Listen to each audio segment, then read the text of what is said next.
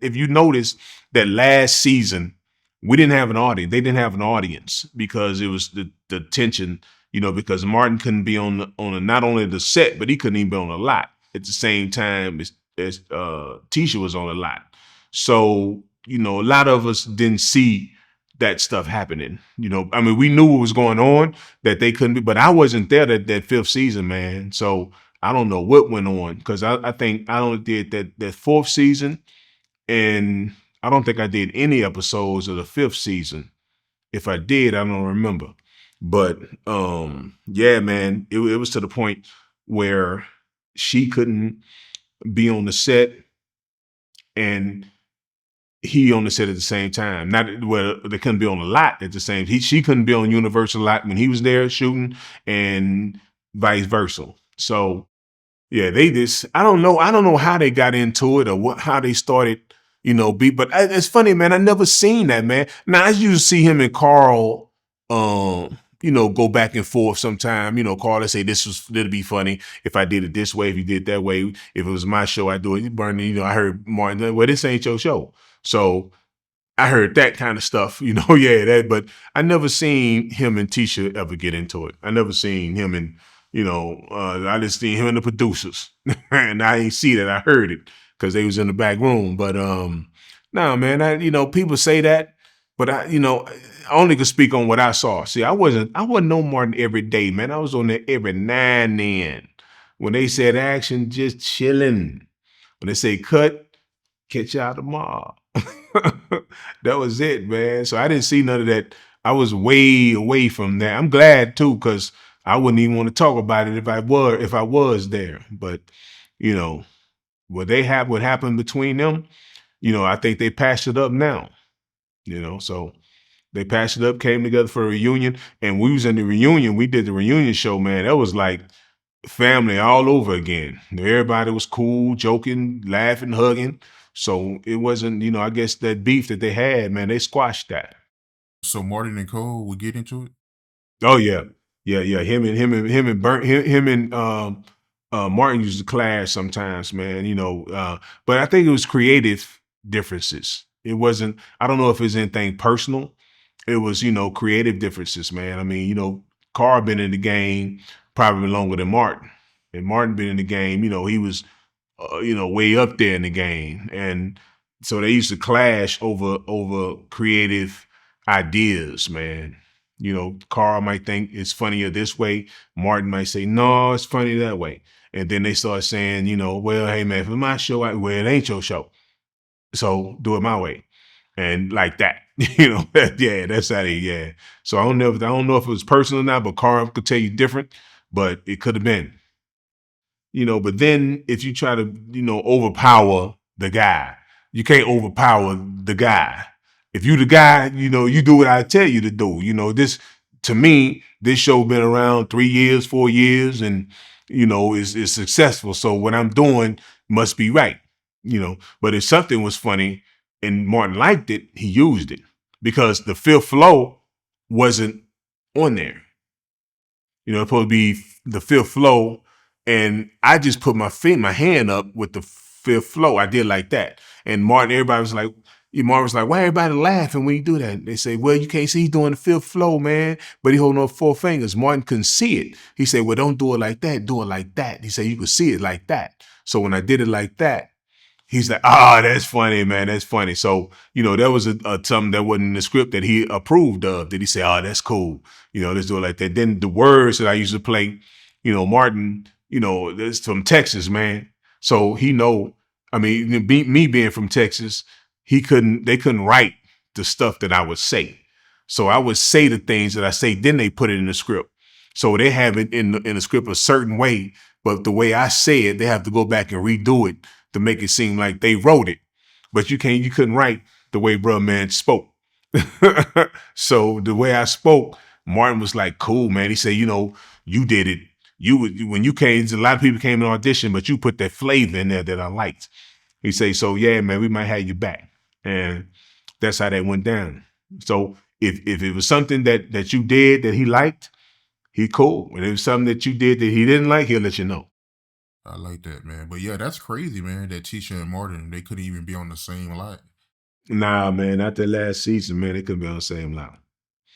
It was like, a lawyer type thing in studios, man. It's like, okay, I don't want to be on there when he there, and vice versa. So how they went down, but they squashed it. So I was happy to see that, man. How was y'all shoot? Well, they worked around it, man. They made it, they did a lot of split screen, and they made it seem like Martin was talking to her on the phone, made it seem like she was in another room. You could hear the voice, and Hollywood know how to do stuff like that, man. They can make people look like twins on the show, and like they sit right next to each other. So it's ways to work around stuff, man. It's imagination. So they fixed it so that, like, if you go back and look at it, you probably didn't even realize that they wasn't in the same room at the same time. You probably don't even know. You probably say, "Oh yeah, it's cool," but you never seen them hugging and kissing. You just see them talking, and from another room, or she on the phone out of town or something like that. So that's how they went down. Hypothetically speaking, right? If everything would have been good between Tisha and Martin, do you think the show would have lasted a few more seasons? And what was your reaction when you first heard about the friendship between the two? Well, first of all, like I say, I wasn't there when they was beefing. I wasn't on this, but I don't think the show would have been on because Martin had got to the point he was too big for TV. That's when he started doing the Bad Boy, all that kind of the movies. So Mama's House, Big Mama's House, and stuff like that. So like I say, 5 seasons on a sitcom is a lifetime. That means you get paid for the rest of your life, man. I just got a residual check the other day, so you get paid. I still get nice residual checks from Martin. So I probably did more than 12. I got to go back and count because the money be pretty good. So, yeah, oh yeah, man. So he was too big for TV at that time after the 5th season. It was like I remember we came in one time when Bad Boys was number one in the world, number one movie out, and he came in to rehearse. We had rehearsal, and he said, "Hey man," he said, "I got the number one movie. It's a good day today. I'm out." Threw the script up. He left, man, and he said, "I'm hanging out today." I ain't so we was in there rehearsing. Mom was gone, so right there was the time I was like, "Yeah, he on another level now. He on another level." So he didn't have to be committed to do the show because it was time for him to move to bigger and better things. So I don't think it would have been going on. It should have been. It could have been. Could have been like Seinfeld. We could have been 13 seasons. But I don't know. That would have been cool. Yeah, that would have been dope. And you said that the residuals is good money. Can you live off of it? No, you can't live on them because they come few and far between. No, because they come too far apart. You might get a residual every 3 months. And it ain't that much to get. But I remember when I first got my first Burning Mac residual, woo, yeah, you can live off of that for a year. In Houston, you can live off that one for a year, and then I got my second one. It came quick. And I was like, man, shoot, I could have lived in a nice apartment in Houston for 2 years, man. So that was, because I did way more burning. And they still come in. Then they have Burning now. They put it on Netflix. So I'm waiting for that. That should be a big one coming in December. So I'm waiting on that one so I can come home for Christmas.